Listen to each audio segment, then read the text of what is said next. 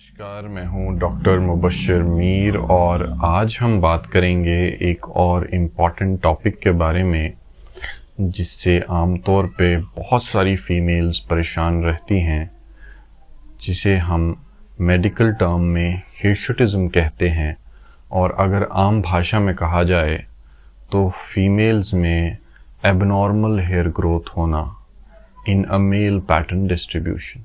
अब अगर इसे आसान भाषा में समझना हो तो फीमेल्स में काले थिक बाल आ जाना मेल पैटर्न डिस्ट्रीब्यूशन में, यानी कि उन एरियाज़ में जहाँ पे ऐसे बाल अक्सर सिर्फ मेल्स में पाए जाते हैं, जैसे कि थिक ब्लैक हेयर आना अपर लिप के एरिया में, चिन एरिया में, बियर्ड एरिया में, या फिर चेस्ट पे, या फिर बैक पे, या शोल्डर एरिया में। ये फीमेल्स के केस में एबनॉर्मल होता है। तो जब ऐसी पिक्चर हमें फीमेल्स में दिखती है तो उसे हम हिर्शुटिज़म कहते हैं। अब ऐसा होता क्यों है? फीमेल्स में इस तरह के बाल मेल पैटर्न में क्यों आते हैं? एंड्रोजेनिक हार्मोन्स, जिन्हें हम मेल हार्मोन्स कहते हैं, वो मेल्स में ज़्यादा क्वांटिटी में होते हैं। इन हार्मोन्स का ब्लड लेवल ज़्यादा होने की वजह से ऐसे एरियाज़ में हेयर ग्रोथ होती है। फीमेल्स में भी एंड्रोजेनिक हार्मोन्स नॉर्मली होते हैं, लेकिन वो उस लेवल पे या उस क्वांटिटी में हमारी बॉडी में नहीं पाए जाते। तो मेन डिफरेंस जो है वो हार्मोनल लेवल्स का है। अब फीमेल्स में इसके कॉजेज़ क्या हैं? तो एक तो मैं आपको ऑलरेडी बता चुका हूँ, हार्मोनल लेवल्स का ज़्यादा होना। अब ये हार्मोन्स ज़्यादातर फीमेल्स में बनते कहाँ हैं? तो एंड्रोजेनिक हार्मोन्स 3 डिफरेंट लेवल्स पे रेगुलेट किए जाते हैं। सबसे इम्पॉर्टेंट ऑर्गन है फीमेल में ओवरीज। ओवरीज में अगर कोई प्रॉब्लम है तो उसकी वजह से एंड्रोजेनिक हार्मोन्स का लेवल बढ़ सकता है। सबसे आम बीमारी जो ओवरीज में ऐसी प्रॉब्लम कर सकती है उसे हम पीसीओडी कहते हैं, यानी पॉलीसिस्टिक ओवेरियन डिजीज़। ये ओवरीज की एक एबनॉर्मेलिटी है, बहुत सारी फीमेल्स में पाई जाती है और इसकी वजह से एंड्रोजेनिक हार्मोन्स के लेवल बढ़ जाते हैं और एबनॉर्मल हेयर ग्रोथ हो सकती है।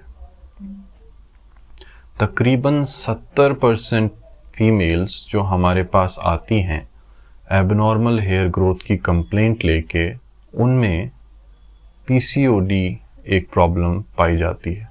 इसके अलावा कुछ और रेयर कॉजेज़ भी हैं, जैसे ओवेरियन ट्यूमर्स, जिनकी वजह से ये प्रॉब्लम हो सकती है।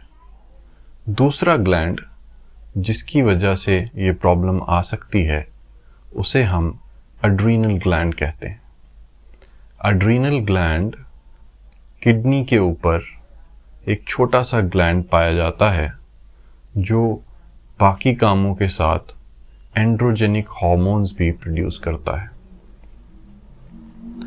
अब अगर एड्रीनल्स में कोई प्रॉब्लम आ जाती है तो उसकी वजह से एबनॉर्मल लेवल के एंड्रोजेनिक हार्मोन्स प्रोड्यूस हो सकते हैं।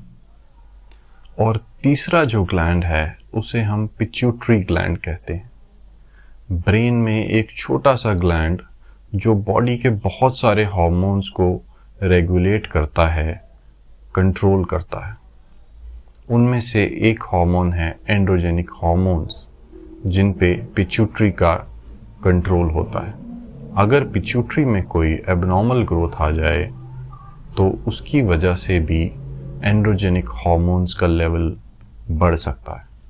तो इन सब कारणों की वजह से अगर एंड्रोजेनिक हार्मोन्स बढ़ जाएं और उसकी वजह से फीमेल्स में एबनॉर्मल हेयर ग्रोथ होने लगे तो उसे हम हाइपर एंड्रोजेनिक हिर्शुटिज़म कहते हैं।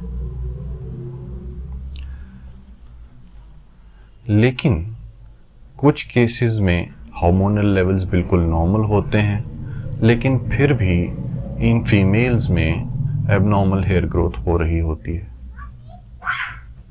तो ऐसे केसेस में जहाँ पे हार्मोनल प्रोफाइल नॉर्मल है और फिर भी एबनॉर्मल हेयर ग्रोथ हो रही है, उसे हम इडियोपैथिक हिर्सुटिज्म कहते हैं। यानी इस तरह का हिर्सुटिज्म जहाँ पे कोई भी ऑब्वियस कॉज हमें नहीं दिख रहा, लेकिन फिर भी एबनॉर्मल हेयर ग्रोथ है। 20% फीमेल्स में इस तरह का हिर्सुटिज्म भी हो सकता है। इसके अलावा और इम्पॉर्टेंट कारण जो है वो है मेडिकेशंस। अगर आप ऐसी कोई मेडिसिन ले रहे हैं जिसकी वजह से आपके एंड्रोजन हार्मोन लेवल्स गड़बड़ा सकते हैं, तो उसकी वजह से भी ये प्रॉब्लम हो सकती है।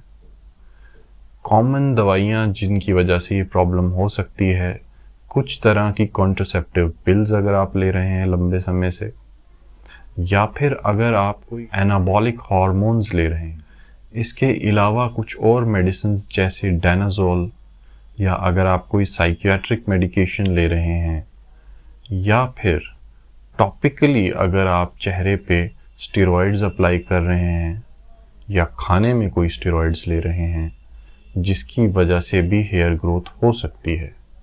लेकिन यहाँ पे मैं आपको बताना चाहूँगा, अगर आप अपने चेहरे पे कोई टॉपिकल क्रीम्स लगा रहे हैं जिसकी वजह से आपके चेहरे पर एबनॉर्मल हेयर ग्रोथ हो रही है, तो एक अलग तरह की प्रॉब्लम है जिसे हम हाइपरट्राइकोसिस कहते हैं। अक्सर ऐसी प्रॉब्लम में कोई हार्मोनल एबनॉर्मेलिटी या रीज़न नहीं होता।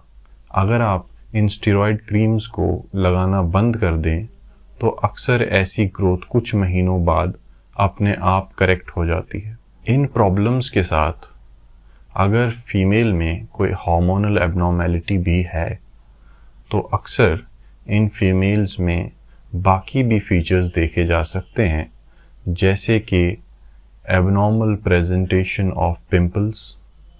अक्सर ऐसी फीमेल्स जो कि अपने टीनेज में अगर नहीं भी हैं, तो भी उनमें बहुत सिवियर एक्ने यानी पिंपल्स पाए जा सकते हैं।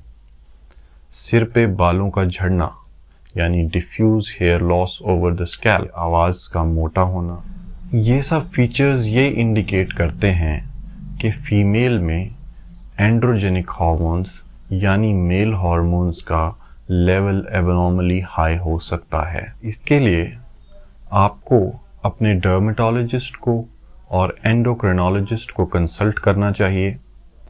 वो आपको एग्जामिन करेंगे, आपसे कुछ सवाल पूछेंगे और आपका एक प्रोविजनल डायग्नोसिस बनाया जाएगा। उसके बाद अगर ज़रूरत पड़े तो आपके कुछ सिंपल करवाए जा सकते हैं, जैसे कि serum testosterone level, dihydro epiandrostenedione level, thyroid profile, LH-FSH ratio या फिर अल्ट्रासोनोग्राफी। अक्सर ये कुछ बेसिक टेस्ट्स काफ़ी होते हैं आपकी अंडरलाइंग एबनॉर्मेलिटी को कंफर्म करने के लिए। इसके अलावा भी डिपेंडिंग अपॉन द कॉज कुछ और टेस्ट्स करवाए जा सकते हैं अगर आपके डॉक्टर कोई और कॉज सस्पेक्ट कर रहे हैं। तो जहाँ तक ट्रीटमेंट की बात आती है, ट्रीटमेंट में कुछ कन्वेंशनल मेथड्स हैं जिनके बारे में आप ऑलरेडी जानते होंगे, जैसे कि बहुत सारी females plucking, shaving, waxing, depilatory creams या फिर ब्लीचिंग का इस्तेमाल करते हैं। इसके बारे में मैं ज़्यादा डिटेल्स में नहीं जाऊंगा क्योंकि आप ऑलरेडी इसके बारे में जानते हैं। प्रोसीजर्स की डिसएडवांटेज ये है कि ये टेम्पररी प्रोसीजर्स हैं और अक्सर इसके बाद बाल फिर से रीग्रो कर जाते हैं और आपको बार बार इनको रिपीट करना पड़ता है। इसके अलावा कुछ कॉमन साइड इफ़ेक्ट्स, जैसे कि अगर आप ब्लीच कर रहे हैं तो ब्लीच में जो केमिकल्स यूज़ हो रहे हैं उसकी वजह से आपकी स्किन पे एलर्जी हो सकती है, जिसे हम कॉन्टैक्ट डर्मेटाइटिस कहते हैं। अगर आप शेविंग का इस्तेमाल कर रहे हैं तो उसकी वजह से बालों के फॉलिकल की इन्फ्लेमेशन हो सकती है, जिसे हम फॉलिकुलाइटिस कहते हैं। यानी आम भाषा में कहा जाए तो दाने निकल सकते हैं चेहरे पे। इसके अलावा प्लकिंग में भी ऐसी प्रॉब्लम आ सकती है। अक्सर ज़्यादातर फीमेल्स शेविंग में कंफर्टेबल नहीं रहती। अब हम आ जाते हैं मेडिकल प्रोसीजर्स की ओर। तो मेडिकल थेरेपीज़ जो की जाती हैं इसके लिए, उसमें इलेक्ट्रोलिसिस है, यानी कि बालों की जड़ों पर एक बहुत लो वोल्टेज करंट को पास किया जाता है, जिसकी वजह से बाल के रूट डिस्ट्रॉय हो जाते हैं, और ये एक परमानेंट हेयर लॉस मेथड है। इसकी एडवांटेज ये है कि इसमें हेयर लॉस परमानेंट होता है, लेकिन डिसएडवांटेज ये है कि ये एक बहुत ही टीडियस, टाइम कंज्यूमिंग और ऑपरेटर डिपेंडेंट प्रोसीजर है। ये प्रोसीजर सिर्फ एक स्पेशलिस्ट डर्मेटोलॉजिस्ट कर सकता है, और टाइम कंज्यूमिंग होने की वजह से इसमें बहुत लार्ज एरिया को ट्रीट नहीं किया जा सकता। अगर छोटा एरिया है और कम बाल हैं तो ऐसे केसेस में इलेक्ट्रोलिसिस एक अच्छी ऑप्शन हो सकती है। इसमें तकरीबन 15 से 50% केसेस में बहुत अच्छी इम्प्रूवमेंट देखी जा सकती है। दूसरा और बहुत पॉपुलर मेथड है, जिसका आपने नाम भी सुना होगा, लेज़र हेयर रिडक्शन, यानी लेज़र की मदद से बालों को कम किया जाता है। मेडिकल लेज़र्स मेलानिन पिगमेंट को टारगेट करते हैं, इसलिए ज़्यादातर जो काले और थिक बाल हैं उन पे इनका बेस्ट इफ़ेक्ट देखा जा सकता है। और ये एक परमानेंट हेयर रिडक्शन मेथड है, ना कि एक परमानेंट हेयर लॉस मेथड जैसे कि इलेक्ट्रोलिसिस था। यानी कि इस प्रोसीजर में आपको मल्टीपल सिटिंग्स के लिए जाना पड़ेगा, और आपकी हेयर ग्रोथ जो है वो आहिस्ता आहिस्ता इम्प्रूव होगी। उसके बाद भी आपको बाद में मेंटेनेंस सिटिंग्स के लिए महीने में या 2 महीने में एक बार बुलाया जा सकता है, ताकि जो हेयर रिडक्शन हुई है वो वापस रेकर ना करे। अब आ जाते हैं मेडिसिन्स की तरफ। तो मेडिसिन्स में 2 तरह की दवाइयाँ इस्तेमाल की जाती हैं, टॉपिकल और ओरल, लगाने वाली और खाने वाली। टॉपिकल में टॉपिकल एनफ्लोरनिथिन क्रीम का इस्तेमाल किया जाता है, जो स्टडीज़ में पाया गया है कि 20 से 30% हेयर रिडक्शन करने में असरदार है, और इसको पूरा असर करने में 6 से 8 हफ्ते लग सकते हैं। दूसरी दवाइयाँ यानी ओरल ड्रग्स, ये दवाइयाँ अक्सर आपको तब दी जाती हैं जब आपके ब्लड हार्मोन्स में कोई एबनॉर्मेलिटी पाई जाती है।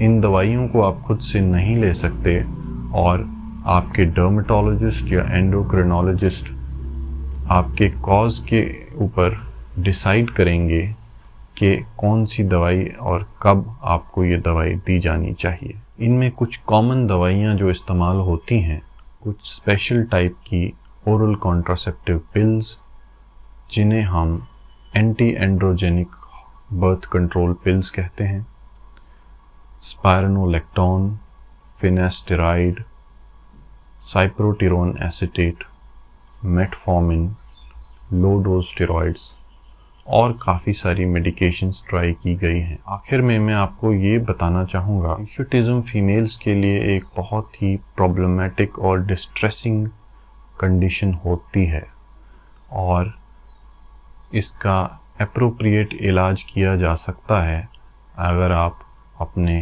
डर्मेटोलॉजिस्ट को टाइम पे कंसल्ट करें और रेगुलर फॉलोअप करें, और जो जो एडवाइजेस ट्रीटमेंट्स आपको दिए जाते हैं उनको रिलीजियसली फॉलो करें, तो आपकी इस कंडीशन में बहुत हद तक इम्प्रूवमेंट आ सकती है।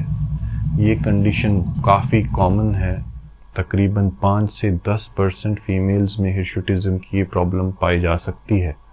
ज़्यादातर फीमेल्स में ये प्रॉब्लम बहुत माइल्ड वैरायटी की होती है, लेकिन कुछ फीमेल्स में ये ज़्यादा सिवियर होती है। उम्मीद है आपको ये वीडियो पसंद आई होगी, आपके लिए यूज़फुल होगी, और मैं आपसे रिक्वेस्ट करूँगा कि आप इसे शेयर करें ताकि और लोगों को भी जो इससे सफ़र कर रहे हैं उनको इसकी जानकारी मिल सके और वो इससे मदद ले सके। Thank you for watching. Do share, like and subscribe. Thank you so much.